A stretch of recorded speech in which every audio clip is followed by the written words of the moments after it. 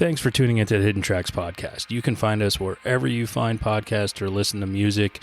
When you have an opportunity, please give us a 5-star review, write a little note, tell us how we're doing. We really appreciate it. It helps us keep this thing going. If you want to reach out to us, you can find us at Facebook at Hidden Tracks. Instagram is at HiddenTracks99, and if you'd like to send in submissions or talk to us or give us any feedback about what we're doing, our email is myhiddentracks99@gmail. Thank you so much again for tuning in, and I hope you enjoy the show.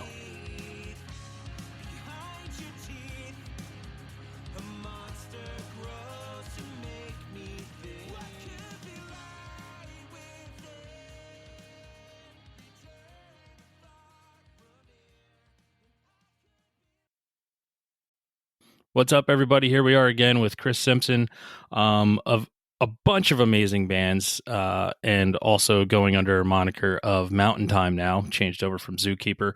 But huge influence in my life. Great to have him on the show. So how you doing today, Chris? I'm doing good. How you doing? I'm doing very well. Very happy to have you here. I'm also very happy to have been to receive my St. Francis Zookeeper anthology that was shipped out. So thank you for that. Appreciate it. Oh yeah, I'm so happy to have that thing out in the world and on vinyl. Like I just love the package, the whole thing. Like I love how it turned out. I love having it all together and in people's hands and on their turntables.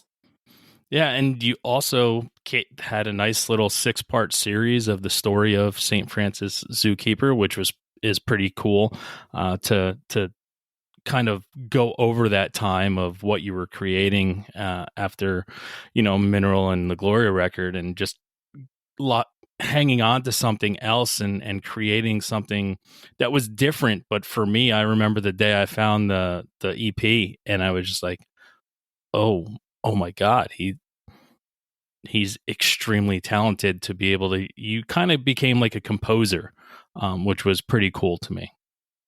Oh, that's awesome. That makes me feel good to hear. Yeah. It was a really exciting time for me. It felt it felt like I was tapping into something, pretty deep and like really a part of my foundation, what I had always wanted to be doing, like kind of always thought of myself as more of a songwriter than, a singer or musician per se, Yeah. Yeah, and I mean that was, at a time when things were changing in the world of music too, from a scene that you came from. E is not a bad word here, but that, category of that early emo scene in the late 90s that I categorize some of the best music that ever was put into the world. And then to just start creating. And again, I looked at Zookeeper like you were composing, like you were basically putting together symphonies. I liken it to what Jeremy Ennick did when he went on his own and started just taking all these different sounds and just composing music instead of writing music. Mm-hmm. Yeah, that's cool. That makes sense to me. Now, why the change up from Zookeeper to Mountain Time? Because I know some of the Mountain Time songs were, the Zookeeper songs. Yeah. The best way I can describe it is just that it's really just a nominal change. Like to me, it's the same body of work, and I really changed the name primarily because I guess I was struggling with Zookeeper was a harder thing as far as like web searches and stuff. Like there was a lot of other things that would come up before it, and it just felt maybe like a little too. It didn't feel personal enough, like I liked the idea initially. I think the way I thought of it was kind of like there's a scene in the Muppets one of the Muppets movies where um, someone's saying that their musical needs is just more frogs and chickens and turkeys and bears, and uh, I think like just being like this someone who is sort of at the center of something, uh, but really, you know, at the center of something that is very where the elements and pieces of it are very powerful on their own, and maybe even chaotic, and uh, really just a zookeeper, like Yeah. not a ringmaster per se. Um, but I think at the time, I had friends who really thought I should call it Mountain Time because this was already like a nickname I had. Um, and it felt, I don't know, at some point it felt just more personal to use that. And I did a lot of searching and realized like it somehow was more, it was easier to find me that way. I don't know. Yeah. Well, one thing that I have to say is, and one of my favorite things is watching an artist grow and mature, and I think from the first time I heard Power of Failing to listening to Mountain Time now, it, it's kind of like I grew with you, but I every step of the way I've had a sense of, kind of being there with you and on that same path and watching you grow. And now that, I'm in my mid 40s and just having that, I usually say to people, I'm like, it's like when you're 17, you really don't understand Bruce Springsteen, but when you're 45, you kind of get Bruce Springsteen. It's just Right. watching that growth and that track that you took. And was that a conscious effort, or were you just growing and wanting to do different things? Yeah, I think it was probably some of both. I think for the most part, it's just growing and always looking for new things that inspired me or interested me, and following, kind of my creative muse or inspiration. But there was some of it is conscious too, because uh, I don't know, you have to decide to keep looking and keep moving. It's very easy to stagnate. Yeah, it's easy, and you see it with some people sometimes where they find their formula and they stick to it because they think that's what works. And it does work, but after a while, you kind of lose the people that were holding on for so long because everybody's growing and wanting something different.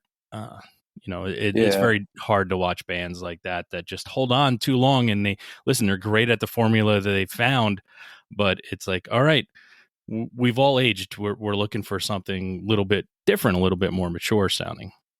yeah, for sure. I think I'm fortunate in that I've always disliked formulas, um, and I think that's why it's always I think early on in my writing and throughout a lot of it, it's appealed to me to not follow strict like verse chorus verse chorus structures of songs, and um, yeah, like just kind of finding your own way and finding a way to express yourself in a way that is not formulaic.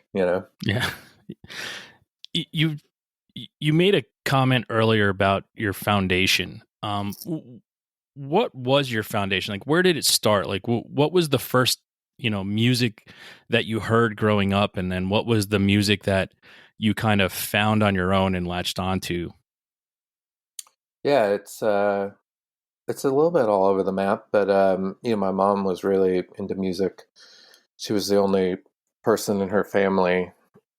She was considered the black sheep in her family because she didn't get a music degree in school and go on to do music. in some like professional sense. I mean, we're not talking about performers for the most part, but like music teachers and um, people who got degrees in music. So she was really always into music and playing music all the time, and my first influence in that way. And so when I was young, it was she was big on the Bee Gees. Like a lot of the records she had were the kind of pre-disco era Bee Gees, and I remember Bridge Over Troubled Water, Simon and Garfunkel, being a favorite. And then as I grew up, just seeing her, she was always on to something new, and it was a little embarrassing at times, because it was hard to stay ahead of her, like, and find my own things. Like I remember when I got into the first record I bought with my own money was Michael Jackson Thriller. And I remember just being like, I don't know, like once I got to that age and like really started discovering things on my own, I was like, I wanted them to be my own. And of course, my mom loved it. She was into it. She was like, love Michael Jackson, of course. Um, and I think, then at some point I took a turn into like, the kind of hair metal thing in the 80s. And that was particularly embarrassing when she sort of, embraced that stuff. But she just really, She was with you all the way. she was. She just really loves music. And to be fair, like in retrospect, like maybe at the time I thought this is really rebellious, like out there music. How could she possibly be embracing this? But in retrospect, it was just pop music, like it wasn't anything that crazy, like or outside of something she would be able to appreciate. Yeah, Um, no. Well, that's what I say pop is. Pop means accessible. That's all that's what I think the word means when it comes to music. When somebody calls it pop, it means your mother can listen to it or you can listen to it or your sister can listen to it or your brother, you yes, know what I mean? That's what I think it means, really. for sure.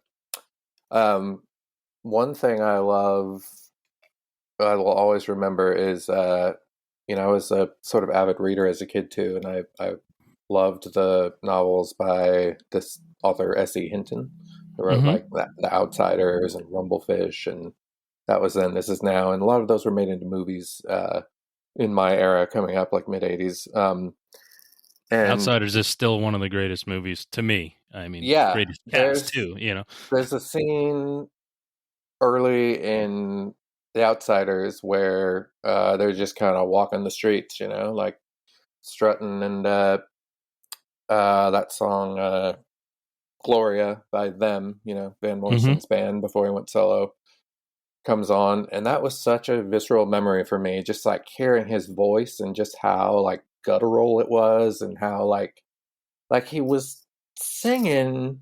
He wasn't screaming, but he wasn't just singing. There was like an intensity to it that like just kind of floored me. And I think that was one of the moments I hold on to as like, that's what I want to do, like I want to express myself in that way.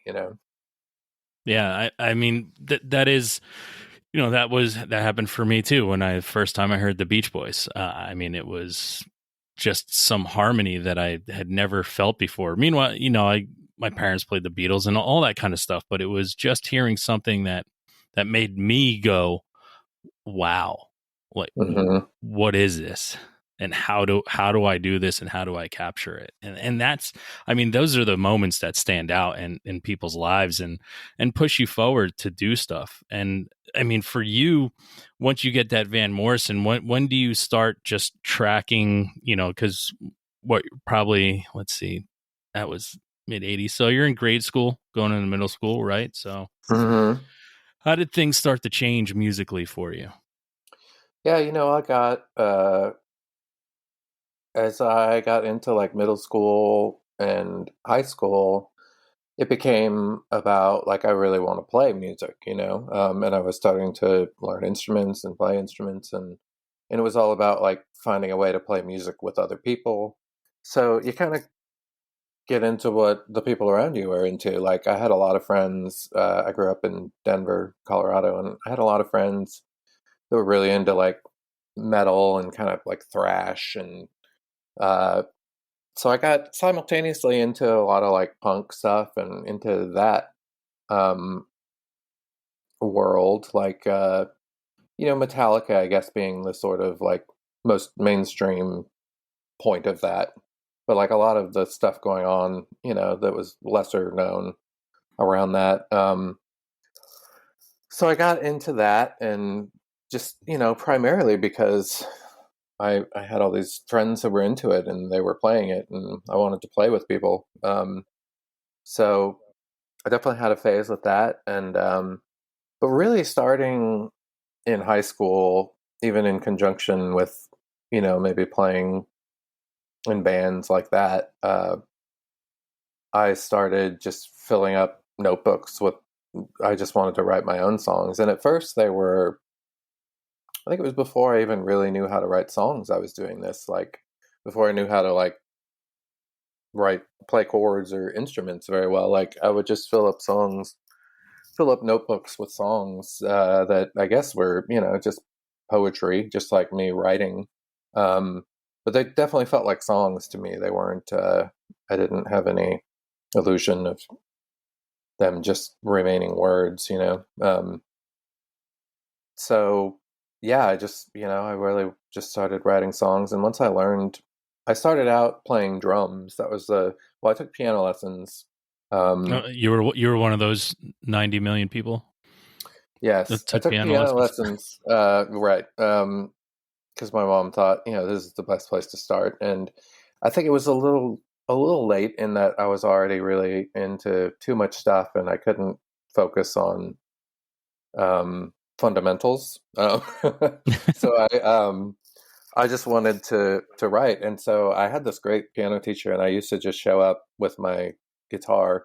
So like I started playing drums. I bought drums, and that was the way I played with people, mostly because everyone needed a drummer. Like drummers were more rare than guitar players in middle school and early high school. Yeah. So I started playing with people with that, but I knew I wanted to write, so I would sort of learn a few rudimentary things on the piano to be able to like come up with these song ideas. But mostly, like my brother had gotten a guitar, but it didn't really like, it wasn't the immediate passion for him that music was for me. So mostly his guitar sat in his room, um, and he of course would never let me go in there and touch it. But I remember as he started, being more independent and going out of the house more and hanging out with his friends, I would always go into this room when he wasn't there and sort of taught myself to play guitar. And really, I just needed to learn 3 or 4 chords, and then all these notebooks of songs like started coming alive. And it's like, oh, okay, you can put just all you really need is like 2 or 3 chords, and you can make a song. So that's kind of where it all started for me. And I kept kind of writing and playing pretty simple, like acoustic guitar kind of songs, just because that was easy, and that's where I kind of started figuring out how to, you know, learn chords and put melodies to the words I was writing. And so throughout high school, I was playing in bands and stuff, but mostly I was focused on writing songs and doing that. And it wasn't until, I guess, after high school, I moved to Austin. And it was like the next summer or something that I met Scott McCarver from Mineral, and we had one band together before Mineral. So that was kind of how I got there. And when I met him, I was bringing him all this like I was showing him all this like acoustic music I had written, and he liked my writing, but it wasn't really his thing musically. And he was coming from a much more almost like metal kind of place musically, and that wasn't really my thing. But we liked something about each other creatively, and like we were trying to make it work together. And I remember the Smashing Pumpkins album Siamese Dream, and a record by a band from England called the Catherine Wheel. Called the record was called Chrome. Mm-hmm. One summer, '93, I think it was. Those two records came out, and Yep. we both just like were like yes, and we just like converged. I mean, like this is a sort of an area or a sound that is really interesting to both of us, that we could come together on. I mean, that's all. And I mean, Siamese Dream and the Catherine Wheel Chrome album. I mean, you want to talk about perfect albums. I mean, those are, Mm-hmm. first to last song. It's an unskippable album. It Mm-hmm. still holds up. You can listen to it today and it could sound like it was created today. It's just one of those things that lasts forever. Absolutely. Yeah. Do you remember the first song you ever wrote? Yeah, I had a couple of songs on the piano that I used to play. This was even before I took piano lessons. Like we had a piano at the house, and um, we were just little like instrumental piano things, but like Mm. things that I definitely wrote and like kept coming back and playing. So with words, I don't know if I would be able to remember uh, the verse song I wrote in that sense. How about the name of the first band you were ever in growing up? Okay, so that I definitely know. Myself and my brother and our friend Greg had a band called The Light, spelled Lyte. Okay. Um, and we didn't play much, and I don't know that we ever even had a song. We tried to play some covers. I think we were trying to cover some YouTube songs. Like it would have been like mid '80s, and we were hanging out in uh, my friend Greg's basement, and his parents let him and his sister like paint the walls and like decorate the basement however we wanted. So we thought it would be cool to like just paint a bunch of stuff on the walls, like peace signs and like slogans and things. And I remember us coming up with this little logo for the light and like just liking how it looked. And so that was on the wall and it was our band name. But like I said, we never really came together on much. Right. He played keys and I played drums and my brother played guitar, but we never, I don't even remember if there was ever a time when the three of us were actually ever sitting together playing our instruments. So it was um, more of a concept band than than a band in actuality. And then yeah, after that, I think there was a handful of bands that I just went and kind of jammed with when I was in high school, like other bands that people from my school or nearby schools who kind of already had something going on, and I would just go try to like sit in or fit into what they were doing. None of those really felt like mine, so I guess it would have been, Scott and I's band, I the Worm. By the way, was the name of it. Uh, yeah, really the Reason first. behind that name? I had a song called that, Okay.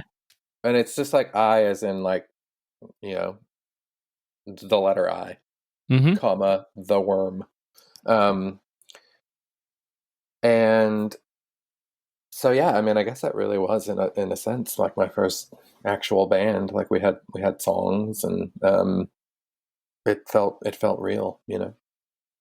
Do you remember your first performance that made you feel different about what you were doing?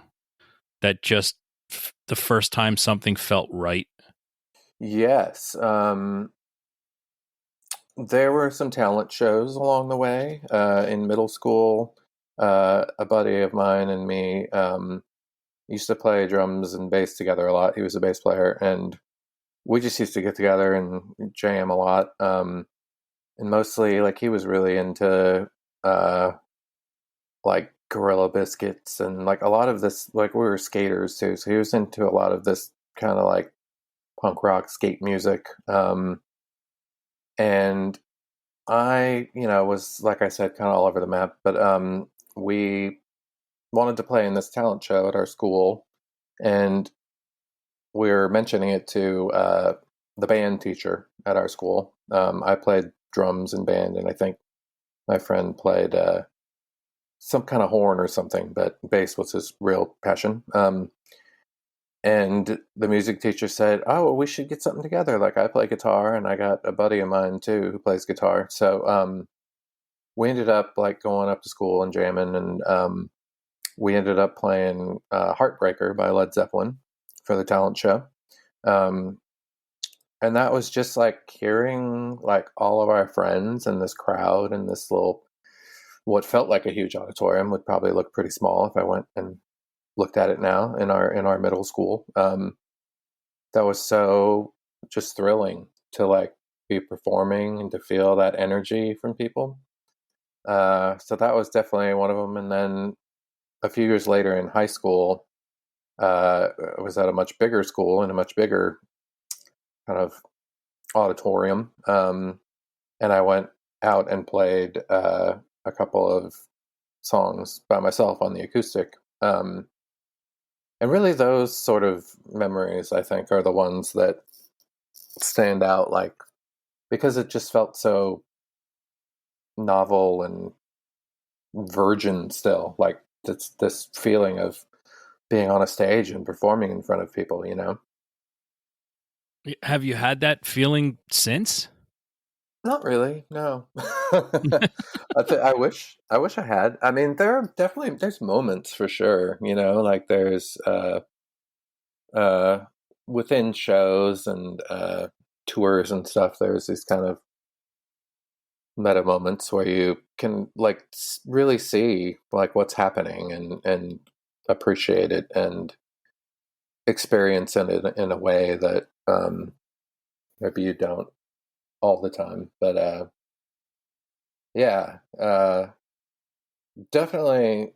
Yeah, I could recall some memories like that. We played a festival in Barcelona, Primavera Festival, which is a really huge festival, with Mineral in 2015, and there was a few moments during that set where it's just like just looking out and seeing that big of a crowd is like something like really crazy feeling about it, you know, like just really powerful feeling. Yeah, I mean that's where music, the universal language, you can be in Barcelona and you got, a lot of people who may not know English singing your songs with Right, and I you. think Has to, that's one of the that's the, as I'm thinking about that moment, like that's it because it's like going and seeing the stage and like seeing a few bands before us on the stage and like seeing how big the crowd in front of that stage was. You know, I had this feeling like, well, you know, like this band's maybe more popular than Mineral or more people know about this band. Like, so they probably have a bigger crowd than we're going to have once we play on the stage, you know? Um, but then looking at like seeing how big the crowd still was when we played and beyond that, like really looking out and seeing like deep into the crowd, like just like people singing along. It's like, holy crap, like these people know Mineral, you know, like they're here. These people are not only enjoying it, but some of them know it. Some of them are like here on purpose. So it's yeah, it was a really, really powerful moment. Like really, really yeah, I don't know what yeah. word I would use. Well, Thrilling, you know? yeah, and I mean I think that's also the beauty of where we are in today's world where music is so accessible to so many different people. So anything you created years ago, but it kind of takes away from, me growing up when I found a band such as yours and you're from Texas, I'm in New Jersey, and finding this CD at a local store and being, what is this, listening to it and then falling in love with it and then feeling it like it's mine and being able to show it to people. But nowadays it's just anybody can find anything and it's all out there. I still long for some of those days where I find something and it just belongs to me for a little bit. Yeah, for sure. I mean, I think that feeling like I think that's a kind of universal, like feeling like you have a secret, like you've discovered something, you know, that you know that almost like you're it's special because not everybody knows it or has it, you know? Yeah, and it's also Um, selfish too. You know, yeah, in yeah, a for way, sure. it's selfish because you wish people would know about it, and then when everybody does, you kind of resent it a little bit. But Sure. Yeah. Yeah, I know what you mean for sure. now talking, It's interesting. Like, think that there's yeah, I don't know. I was gonna say I feel like I'm always like wanting to assume that that's still possible, you know? And I think in a way it is like there's um the thing is that everything is so out there now and accessible that we live in a time where like you really can discover like obscure music from the past that not a lot of people know about just by exploring on streaming services, you know? Like um so I think I don't know, I'm always looking for ways that that is still possible, you know? Like I think yeah, it's easy to lament that we can't have that anymore in the world because everything is so accessible. But I don't know. I guess I like to be optimistic about that or think like, well, there is so much stuff out there. I mean, that's why we do what we do here to even bring old stuff to the forefront that we feel needed a place to have, and also the new stuff that's out there. And I'm the one who weeds through hours of stuff on Bandcamp and Spotify, and to find this stuff because the problem is there's so much of it, and it's right. so hard to find, the outliers, the people who I think are, you know amazingly talented and grossly unknown. Is like, Hmm. that's what pisses me off sometimes about how much stuff is out there, and then you have to go through all this stuff to find, you know the pure art and the good music that's out there for people to listen to. Like, I think that's also, I think one of my issues of why I wish for the olden days, Hmm. being an old man and always thinking, oh, back in my day. But in all honesty, like, looking at all the CDs that are in front of me and being like, I know nobody knows that band, nobody knows that band, nobody knows that band. I still hold on to them, and I, would love to bring them to the forefront, but it's so hard. But nowadays, even some of the stuff I have, you can't find on streaming services, and I'm like, Hmm. wow, I guess that was just a band that did an album that I loved, and then they were gone. Yeah, yeah, it's true. Mm. Now, going back to you when you were performing for the first couple times, how about the first concert you ever went to? Do you remember the first live music concert you ever went to? Yeah, for sure. Around the same time as like buying my first record, Thriller by Michael Jackson. The Jacksons Victory tour came through Denver, where I was living, and of course, I very badly wanted to go, as did the rest of the city. Um, and my parents, I remember telling me and my brother, like, yeah, tickets are just, we looked into it, but tickets are just too expensive. We're not going to be able to do it. And so we just kind of resigned ourselves to like, oh, that's how it is. And then I think it was a Sunday night when they played, and we used to, we would always go to church with my parents and then go out to eat afterwards. And I remember that morning when we were out eating, my parents surprising us and telling us that they had actually acquired tickets to the show, and we were going.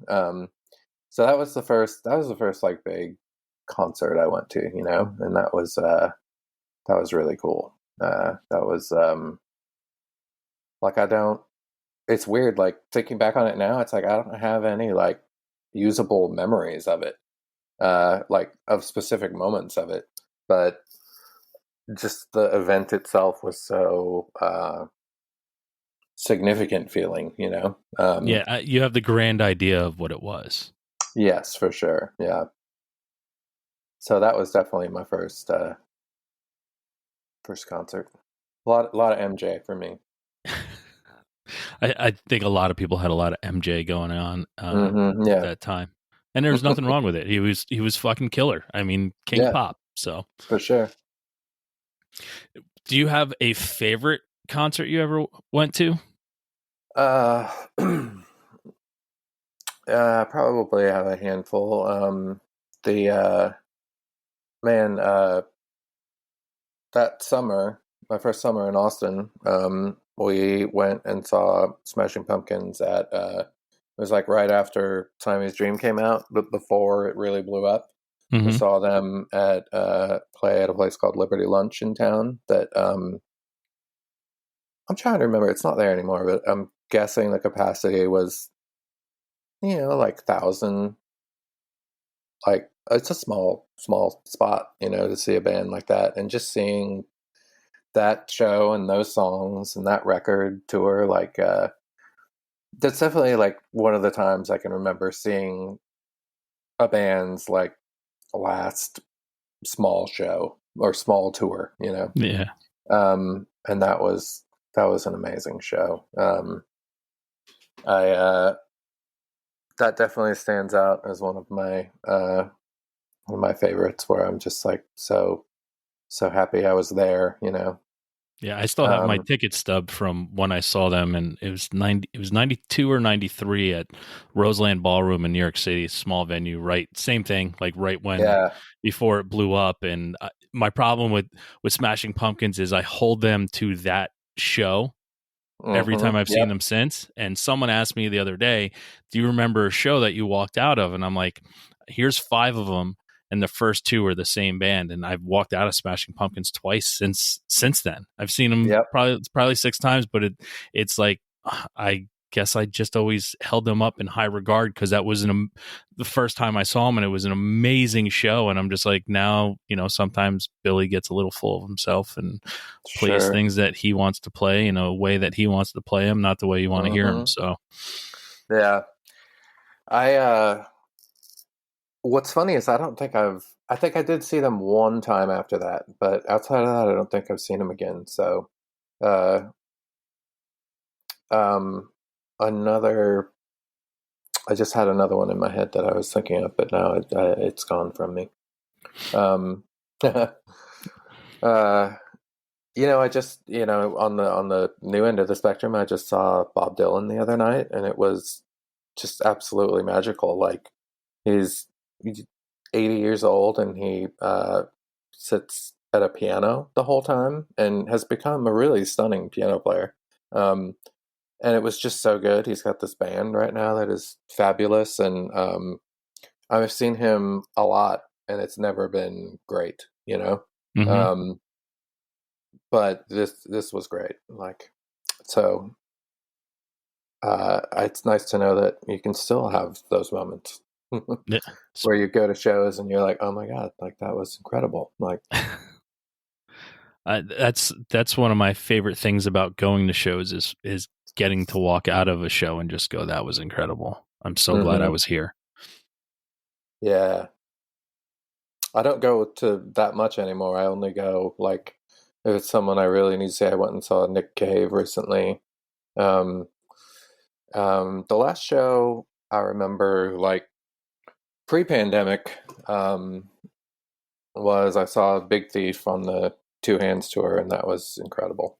And it was Nice. also my first time seeing them, so it was really magical. And that was the first record that really, like, I had heard bits and pieces before that, but that was the first full record that like totally roped me in. I was officially in. Um, so that was really magical. Nice. Now, there's a point in a lot of people's lives like mine. It's the day you get your driver's license, um, and you go to pick up your friends. What was playing on your radio when that happened? hmm Well, funnily, I was one of those rare kids who like didn't really care about getting my driver's license. Like my brother was like chomping at the bit and like ready to go like day one. And I think I had a handful of friends and people I played music with who were a year or two older than me and already driving. And it was funny. I was kind of good with like getting picked up by my friends and getting rides everywhere. Um, it also was not the most natural like thing for me. I remember my dad taking me many times to like once I got my learner's permit to parking lots and trying to teach me to drive and just coming home so frustrated. And like my parents were of the mindset that like you have to learn to drive a stick shift because then you can drive anything, you know. Um, and I remember distinctly like coming home from one session with my dad where my dad said to my mom, maybe he's just not that guy. Maybe he needs the automatic car, you know? Like, I think Not we're going to have everybody can to, drive. right. I think we're going to have to change tactics here. Um, and to be like, I'm not a great driver. I love to drive. Like, I love long distance driving, especially. And I've done so much of it. I've had many, many years, like probably decades worth of like delivery jobs and like driving around all day, every day. But I have more tickets and wrecks than the average person out there. And I think I'm a very distracted driver. And now thankfully, I don't drive professionally anymore. And I like to think I've become a better driver. You know, like I have 4 kids, and so I definitely think more about what I'm doing out there. But yeah, so I guess I'm not the best person to answer that question about like what was playing, but what would have been playing at the time uh, is probably, and I did eventually get my own car. I had uh, I had a collection of cassette tapes. I remember in my early car days um, that there was a lot of like what I might call heartland rock, like the U2 and the Alarm and the Call and this stuff from the mid to late '80s, and then a lot of REM and but I also like I used to braid like my mom's uh, cassette collections, and so I'd have like the odd John Denver cassette and like a little bit of everything in there. Nice. I don't know why he called John Denver odd. He's a U.S. treasure. Right, for sure. I love John Denver. But I guess For a like 17-year-old and maybe it felt odd in the collection, in my tape collection in the car at the moment. But yeah, yeah. So, and I collected cassettes for years, so still have closets full of them. Nice, making a comeback. That's what I hear. Yeah, Yeah, it's weird. it is weird. I don't know if I even have like probably I have a tape player somewhere in my house, but like I definitely don't use it. Like it's not a format that I still actively use. But Yeah, I have a tape player. once they stopped being in every car I owned, I think that's when things changed. Well, now there's not even CD players. My wife, I know. we got a new car a couple of years ago, and there was a CD. I was like, "Wait, is that a CD player?" They're like, yeah. I was like, "They still put these in things?" I'm like, "I love it because I have so many CDs," but I'm like, "I didn't know this was still a thing." They're like, "Yeah, Japanese companies do it. American companies don't anymore." I was like, "Oh, okay." Yeah, yeah. I have a Honda Odyssey uh, for kid transporting, and yeah, it has a CD player. And what's cool is it has a CD player, but also like a memory bank that you can record up to like 30 CDs into it. So like when you put in a CD, it asks you if you want to record it, and then it'll just like grab it and keep it in some memory bank. And eventually, once you get to like 30, you have to like kick some out. But it's kind of cool. Like I Yeah, still don't that really is cool. use CDs, but I probably have the same 30 on there, and they're probably mostly kid CDs. But Yeah, Kids Bop. yeah, yeah, Yeah. Do you remember the last song that you cried to? yes. Oh, Jesus. There's a song called "The Kiss" by a lady named Judy Sill.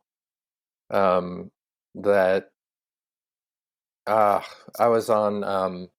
The thing too to know before I tell this story is that my wife, who I've been with since I was 23, has can probably count on one hand the time she's seen me cry. Um, so it's not something that happens often for me or easily. Uh, but this most recent mineral round of touring, we got to go to South America, which is amazing. And we were in Lima, Peru, and we had gotten picked up from the airport and deposited at a hotel. And it was like the only in this whole like week and a half of touring Mexico and South America, it was like the only day off we had. Every other day was just like fly, play, fly, play, fly, play. Lima, Peru, we got picked up in the morning, or it was actually in the evening and deposited at a hotel, and we didn't play until the next night.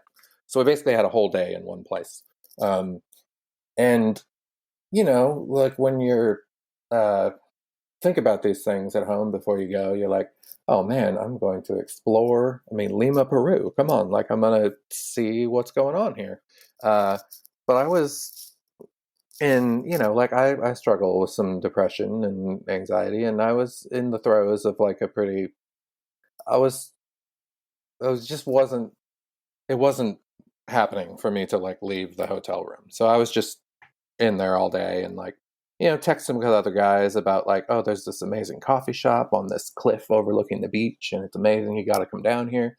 And I had intention and desire to do that, but I was just laying in bed, and things were really hard at home, and I had been talking to my wife, and it was like the first day of school for all our kids, and I was just feeling really depressed and like sad that I couldn't be there, just helpless, like Yeah. I'm here supposedly having this great time, and I can't even like, I can't help my family with the hard things they're going through at the moment. And there's just listening to music in my headphones, and I tend to keep these like running playlists. And then, in a lot of streaming services, like when your playlist ends, it just starts feeding you things that maybe you'll like this sort of thing, Yeah. the algorithms. And this song came on, a song called The Kiss by Judy Sill, who was early 70s. She made like 2 records, kind of folky singer-songwriter. And it just absolutely destroyed me. And like I don't remember ever having a song just like crack me open in this way. And it was the sort of experience that like I didn't want it to end. And really for like the next 2 weeks, I had that song on in my earbuds like probably 18 hours a day, just because I didn't want the experience to end of like what that song was doing to me or making me feel, or how it was really Well, it found you when you needed it most. for And sure. and that is, I deal with the same kind of stuff you do. I was recently out on a trip for work around all these people, and I literally had to call my wife and FaceTime my wife because I'm sitting in my hotel room because I was like, I just can't do this anymore. Like I just don't. I just want to sit and lay in this chair in my room and listen to music because it's the only thing that I know is going to get me through this. Like I want to be home with you, but Yeah. I can't be, but I'm here. And it's amazing to me how things like that, find you, and it basically did what it was supposed to. It Hmm. gave you that release, and you had all that emotion, and you were so much going on, and it was just like it was cathartic to cry to something. Like that's why I don't ever shy away if somebody's, hey, when's the last time you cried at a show? I'm like, I'll tell you right now. I'm like, because I Yeah. needed it most at that moment, and it Hmm. hit me, and now that song will always stay with me. Yeah. Yeah. It's good stuff, man. I wish I could get there more often, like yeah,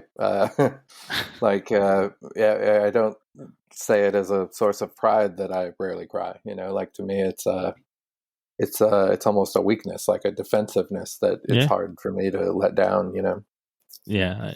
Listen, my wife yells at me a lot too. She's like, Where's the emotion? I'm like, I have it. I'm like, I thought I'm supposed to be the strong one for us. Like, I just, I that's the way I am. So let's, you know, Yeah. love me for who I am. Hmm. Now, more on the subject of you being an artist, if no one ever heard anything that you ever did, is there like one or two or three songs that you would just say, hey, here's a song that I would say best describes who I am, like your own song that you made? Would you Mhm. have a song that you would give to them to listen to? Uh, yeah, what would I give them to listen to? That's a tough one. And I I, would, I call this segment "Picking Your Favorite Child" because a lot of times that's what it's like. yeah, yeah. I definitely feel like the song "Becoming All Things" is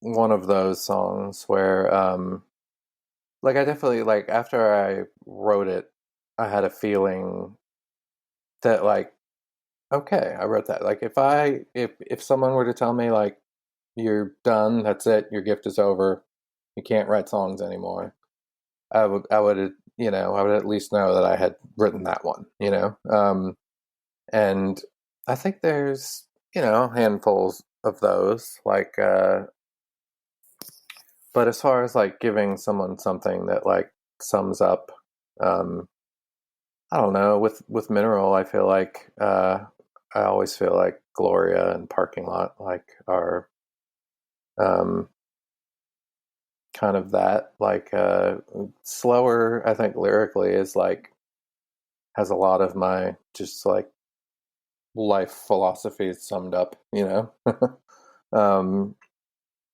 I don't know. The Gloria record, I would probably like be drawn to ones that feel more different to me, like where I felt like I was breaking into some new territory, or finding some sound or way of doing things that felt different. Like I love the title track from Start Here. Um, I don't know. Salvation Army. Yeah. I don't know. Uh, I think I might just give them I Live in the Mess You Are, because that seems like something anyone could tap their toe to. All right, nice. So do you have a in your life usually attach yourself to some bands that you just constantly go back to for influence or inspiration, or some people will call it a favorite band, but I call it a band that just never lets you down when you listen to them. Doesn't could have been around forever, but anytime you put their music on, it just never lets you down. Do you have a band like that in your life? Yeah, for me, that is definitely a band called the Innocence Mission. Um, a little known band from Lancaster, Pennsylvania, who had like three major label records, I think, in the uh, early to mid '90s, and have since sort of kind of retired from touring or being major label artists, and just make kind of folk records at home on their own. It's primarily a married couple, and to me, those records are so special. She's one of my favorite singers and lyricists, and I I'm never disappointed by them and their records, and they just, I can remember for so long now, like probably since high school when I first got into them, which was probably when their second record came out.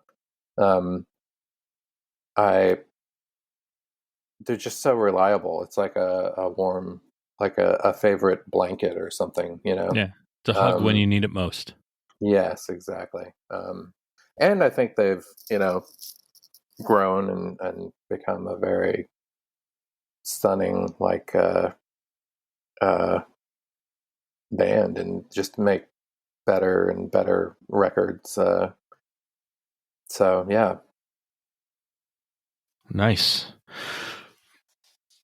So what's your passion that drives you to continue to create music? Because I know you stopped for a little while, and what is it that just always brings you back and to come back into the fold and do some mineral shows? Like I got to see at Furnace Fest in September, and got to see a couple times around the area I live in. I mean, what drives you to keep going when it comes down to music? Uh,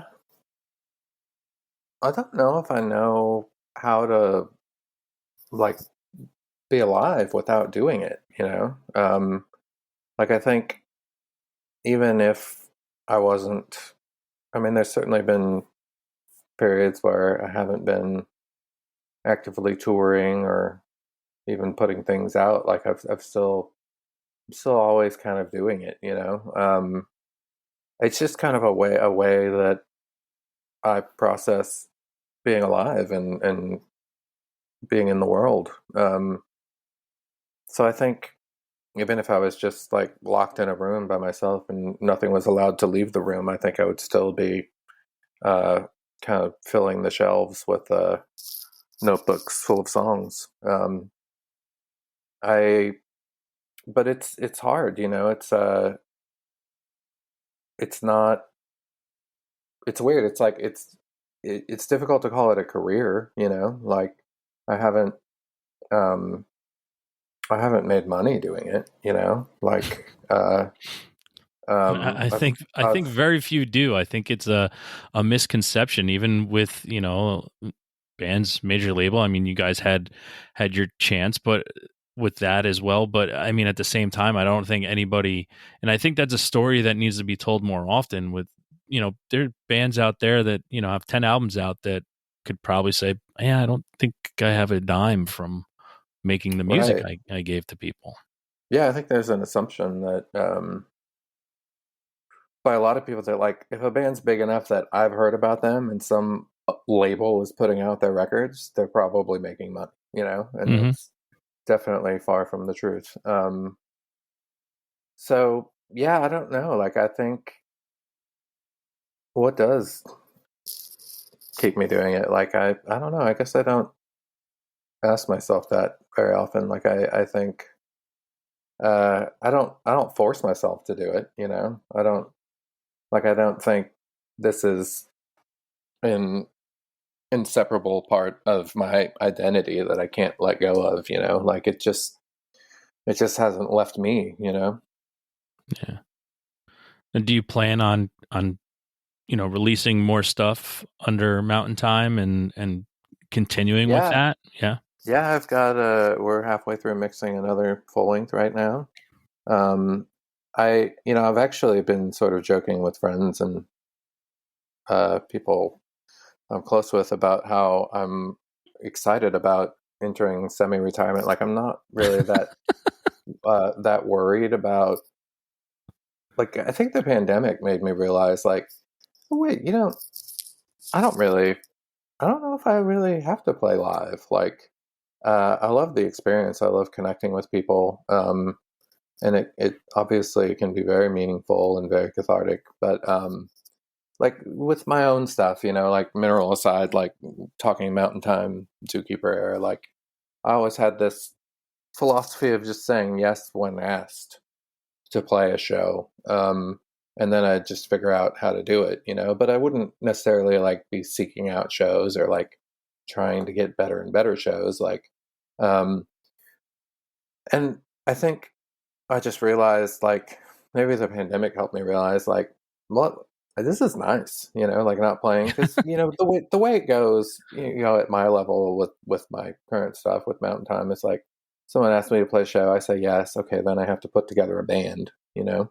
Um, and that's stressful. That takes a lot of work. And then I have to put together a rehearsal. Maybe we'll get one rehearsal in. Maybe if we're lucky, everyone who's going to be in the band at the show will be at the rehearsal.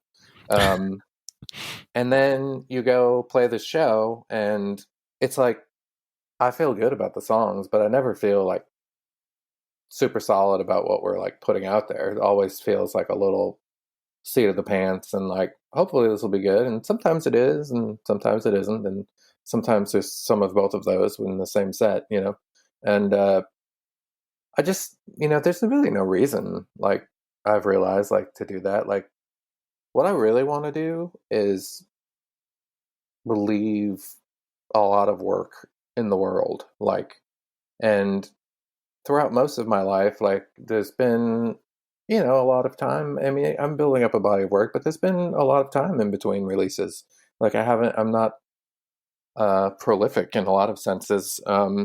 So I've been thinking about, like, the second half of my life a lot, which I've, clearly entered at 48, and how I just want to make as many records as possible. So that's kind of my focus right now. I just want to, like, keep writing songs and making records and getting them out there. And I love playing live. I'd love to continue doing it when and if I can, and when it makes sense. And particularly would love, like, I'm very excited thinking about getting to do, like, actual proper tours with Mountain Time with, like, a band, and, like, put this stuff forward in a way that is not just thrown together and last minute seat Yeah, of the the way it's pants, meant to be played. Yeah, you Yeah, want it. exactly.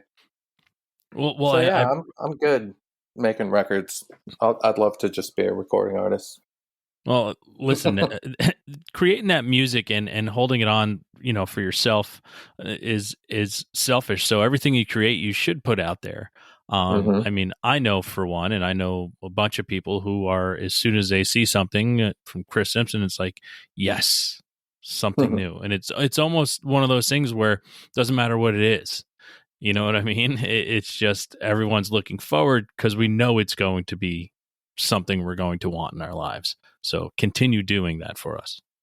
Oh, I will. Thank you. That means a lot. Like, I love knowing that there are people who feel that way. Yeah, I mean, that's a reason to keep doing it for sure. Uh, All right. So here's something. A tragic moment could be happening in 5 minutes, which is the world is going to be destroyed by a meteor. You have okay. 5 minutes and you have to listen to one song. Do you know what song it would be? Uh, hmm. I don't think I would listen to a song, if I'm being honest. Like, not to be difficult, but You are being difficult. This okay. conversation's over now.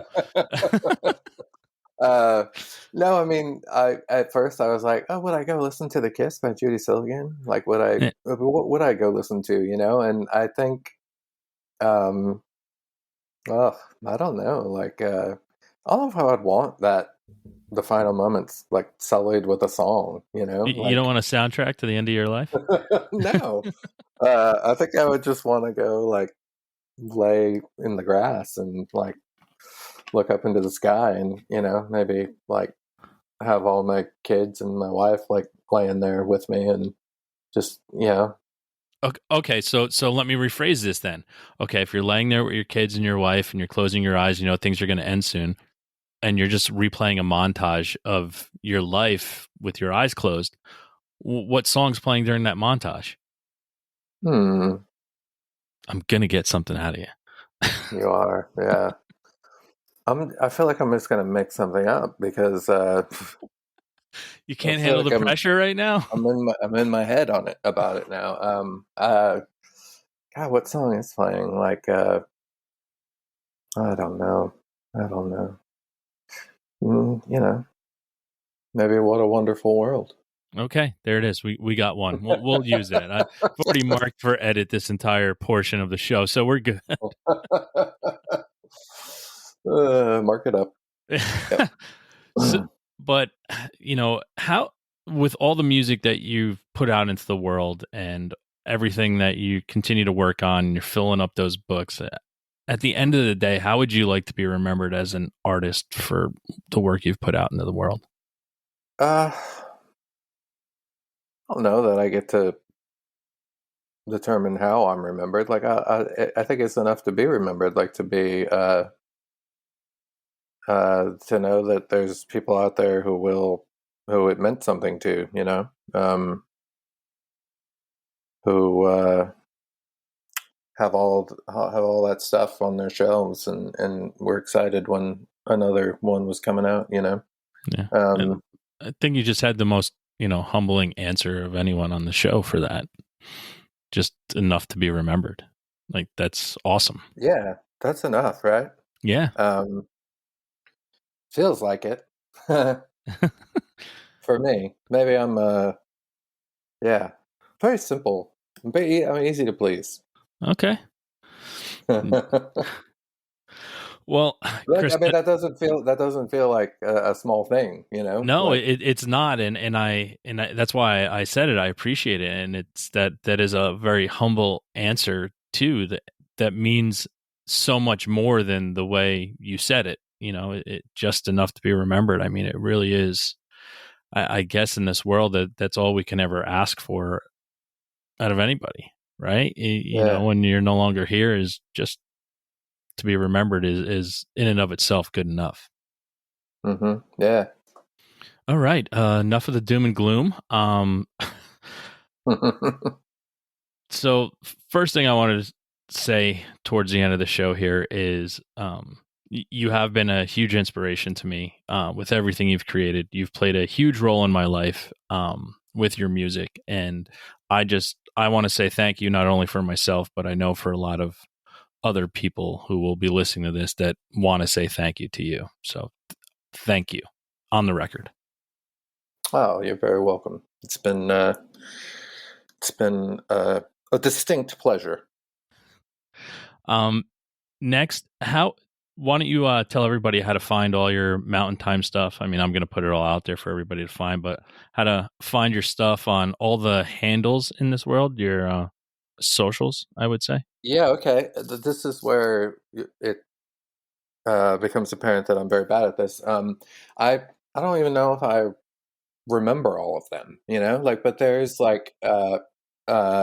definitely like Instagram and Twitter and Facebook pages for Mountain Time. Um, there's definitely above things for other bands I've been in as well. And I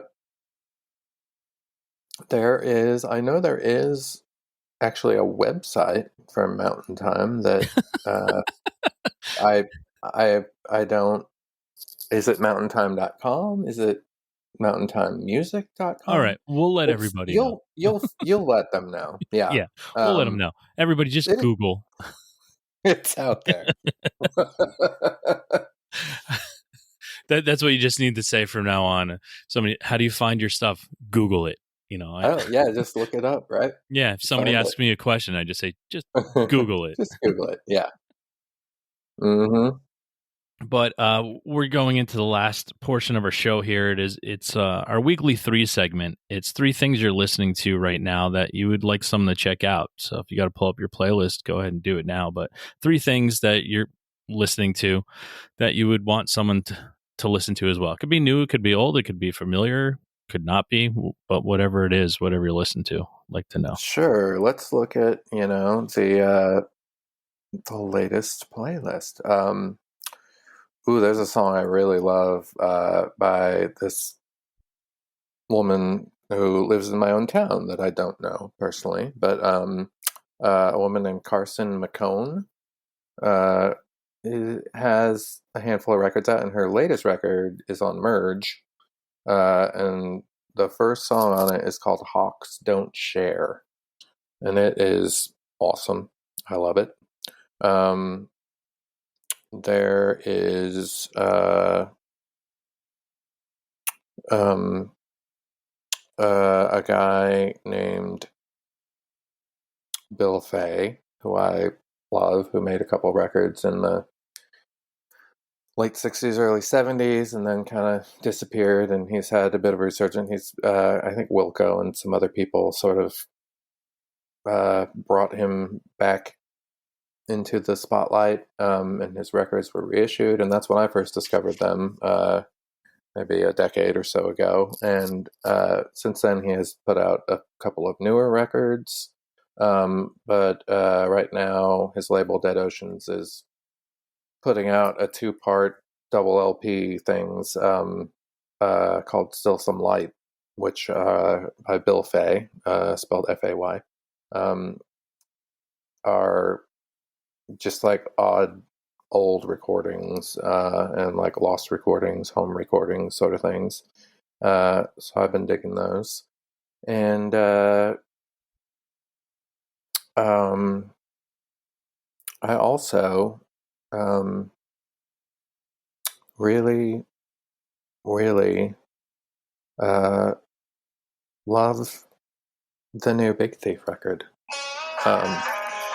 which is, I think a lot of people love it, but I like it. I like it when people get to explore and experiment and just sort of like become themselves, you know?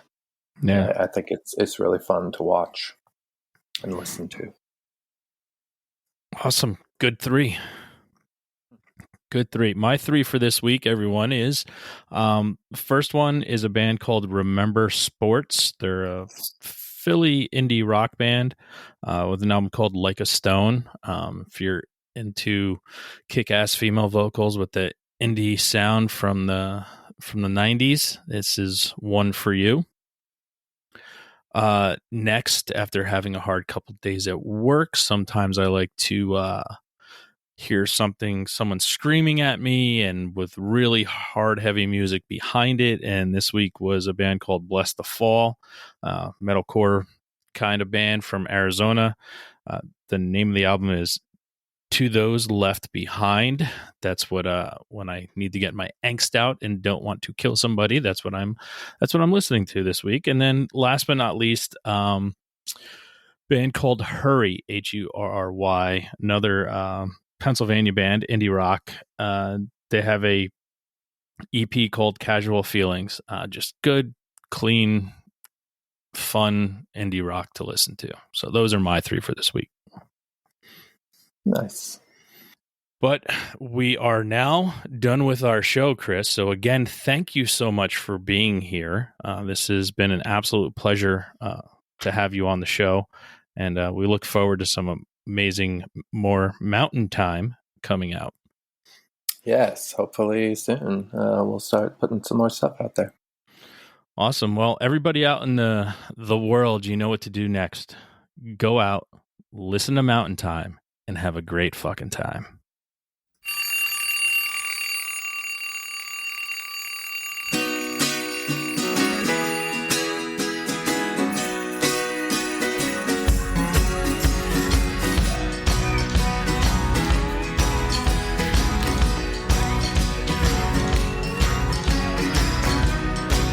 I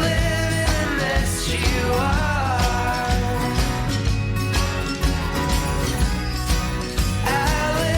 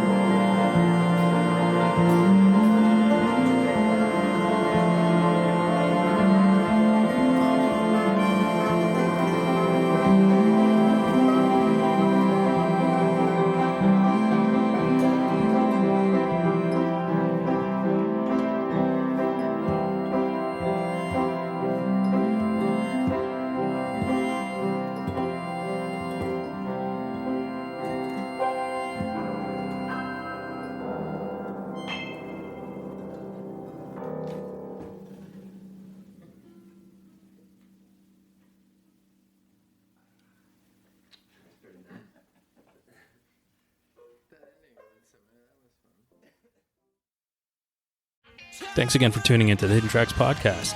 We hope you enjoyed this week's show. Don't forget to follow us on Instagram at HiddenTracks99. Also, send all your submissions to myhiddentracks99@gmail.com. Tune in next week. You may find your new favorite band, and don't forget to go out and have a great fucking time.